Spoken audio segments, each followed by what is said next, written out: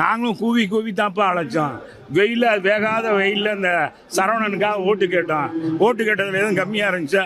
கழக தொண்டர்கள் பப்பரமாக தான் பணியாற்றினாங்க. இதுக்கு மேலே எப்படி ஒரு கட்சியில் வேலை பார்க்க முடியும்?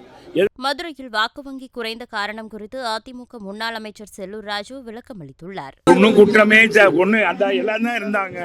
இங்கே வந்திருக்கவங்க அந்த மாதிரி சம்பவமே இல்லை. அவர் என்ன சொன்னார், கடைசியில் பேசும்போது என்ன சொன்னார், 8000 கோடிக்கு மேலே நிதிகளை வாங்கி சென்றாரு, ஆனால் இந்த ஊரில் ஓட்டு போடலை அப்படின்னு சொன்னார்.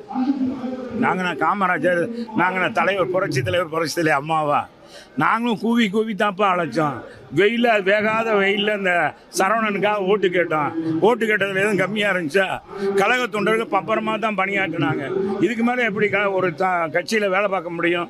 எதிர்கட்சியில் எல்லாம் வேலை பார்த்தாங்க, எல்லாம் நல்லா தான் பார்த்தாங்க. குறிப்பிட்ட சமுதாயங்கள் என்னாச்சுன்னா, இந்தியாவை ஆளணும் அப்படின்றது மோடிக்கு ஓட்டு போட்டாங்க. சில பேர் என்ன செஞ்சாங்க, மதசார்பற்ற சிறுபான்மையினர் என்னாச்சு, அவங்க ராகுலை கொண்டு வரணும்னு நினச்சாங்க. இதுக்கிடையில் நாங்கள் அடிபட்டுட்டோம். அவ்வளோதான். இது தமிழ்நாடு முழுவதும் பிரதிபலித்தது. மதுரை மாநகராட்சியில் மட்டும் ஓட்டு கம்மி இல்லை. எல்லாம் இங்கேயாச்சும் 2 தொகுதியில் நாங்கள் ஓரளவுக்கு 2வது இடத்துல வந்திருக்கோம். அதிகமான ஓட்டு வாங்கியிருக்கோம். மற்ற இடங்களில் இதை காட்டிலும் கம்மியாக இருக்குது.